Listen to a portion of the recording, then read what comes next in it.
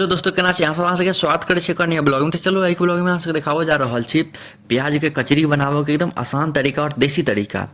शाम के नाश्ता में अगर मुरही और प्याज के कचरी और चाय जे मिल जाए तो एक नंबर शाम भ जाय छै। तत मजा आबै छै खाय में, तते नीक लगे छै मुरही कचरी और चाय। एक नंबर नाश्ता छै।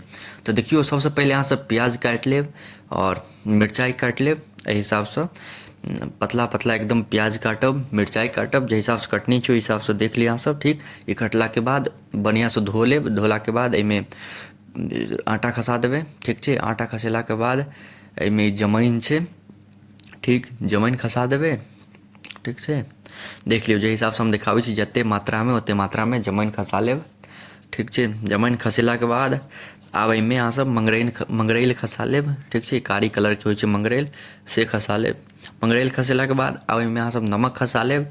नमक अपना हिसाब से स्वाद अनुसार डालबै। ठीक छै, नमक डालला के बाद अब अहाँ सब एहिमे हल्दी डालि देबै। ठीक छै, हल्दी डालला के बाद एहिमे धनिया पाउडर डालि देबै। ठीक छै, धनिया पाउडर डालला के बाद एहिमे लाल मिर्च पाउडर डालि देबै। ठीक छै, ई सब डालला के बाद एकरा बढ़िया से मिलेबै। ठीक छै, एते मसाला बढ़िया से डालि लेब। हम जेना बताबै छी अहाँ सब स्टेप बाय स्टेप फॉलो कऽ के चलू ने, एक नंबर बनत। आब कनी कनी पानि दऽ कऽ एकरा बढ़िया से मिलेबै। ठीक छै ने, एकदम बढ़िया से देखाबै छी कखन तक मिलाबक छै से अहाँ सब बाय स्टेप अहाँ सब बस फॉलो करू। एते आसानी से बनि जायत, अहाँ सबके पतो नहीं चलत आ बहुत मजा आयत बनाबऽ में। कुकिंग एगो बड़ी मजेदार चीज छै, बहुत मजा आयत कुकिंग करऽ में। तो देखियो, एना एकदम बढ़िया से मिलाबक छै, एकदम बहुत बढ़िया तरीका से। ये सब मसाला एकदम बढ़िया से मिल जाए, सब कोना में एकदम बढ़िया से पकड़ा जाए। देखियो, एकदम बढ़िया से मिल गेल छै, कते सुंदर। तो जाबत तक एहन नहीं हैत ताबत तक एकदम बढ़िया से मिलाबैत रहबै।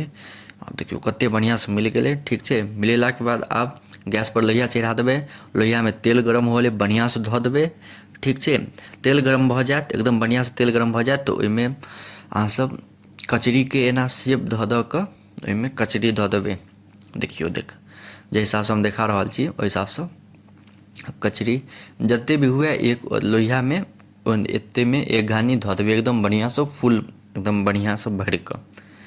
देखियो, एक घानी एकदम बढ़िया से धऽ देबै, जे हिसाब से देखाबै छी। देखियो कचरी के केना बनायल जाइ छै, डिजाइन अहाँ कोनो अहाँ सबके अलग डिजाइन अबैत हैत सेहो बना सकै छी।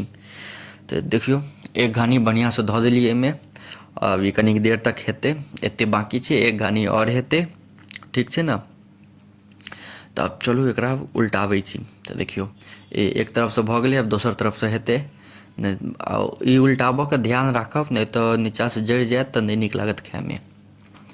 तो हम देखाबै छी कखन एकरा एकदम बढ़िया से तैर के निकालऽ के छै। तो अहाँ सब लास्ट तक बनल रहू, अहाँ सबके पता चलत जो एकदम ब्राउनिश होइ छै ना तहन निकालऽ के रहै छै। अहाँ सब खाली बनल रहू, एकदम कुरकुर होइ छै तहन निकालल जाइ छै। तखन ई नीक लगै छै एकदम खाय में, जे की कहै छै मुँह के अंदर देबै तो एकदम कुरकुर लगतै, मुरही साथ एकदम मजा एतै। तो देखियो एकदम बढ़िया से भऽ गेलै, कनी मनी एगो जरि गेलैए तो छोड़ू। आब एहने कड़क भऽ जायत, एकदम ब्राउन एकदम करकर, तो एकरा बाहर निकालि लेब। देखियो कते मस्त एकदम बढ़िया से बनि गेल छै, एक नंबर लागि रहल छै। हमरा तऽ अखने से मुँह में पानि आबि रहल यऽ, की बताउ अहाँ सबके, एते मस्त छै। शाम के नाश्ता में प्याज के कचरी मिल जाए, मुरही मिल जाए और चाय मिल जाए तो मजे अलग छै, एक नंबर छै नाश्ता। तो देखियो एक घानी निकलि गेलै, जते भी देने रहिए एक नंबर बन कऽ तैयार भऽ गेलै। देखियो कते मस्त लागि रहल छै ने, एक नंबर। आ इम्हर एक घानी बाकी छै, एकरो दऽ रहल छियै। आब ई निकलै छै तऽ अहाँ सबके हम देखाबै छी। तो देखियो ई निकलि कऽ तैयार भऽ गेलै, पूरा निकलि गेलै दुनू घानी। तो अहाँ सब बतायब केहन लागल अहाँ सबके। अहाँ सब एक बेर घर पर जरूर ट्राई करब और बतायब जे केहन बनल। तो अहाँ सबके एते देर तक देखऽ के लिए धन्यवाद। नीक लागे तो लाइक कमेंट शेयर सब्सक्राइब जरूर करब। मिलै छी अहाँ सबसँ अगला नेक्स्ट ब्लॉग में। और हमर रोज डेली ब्लॉग अपलोड होइ छै 10:01 पर।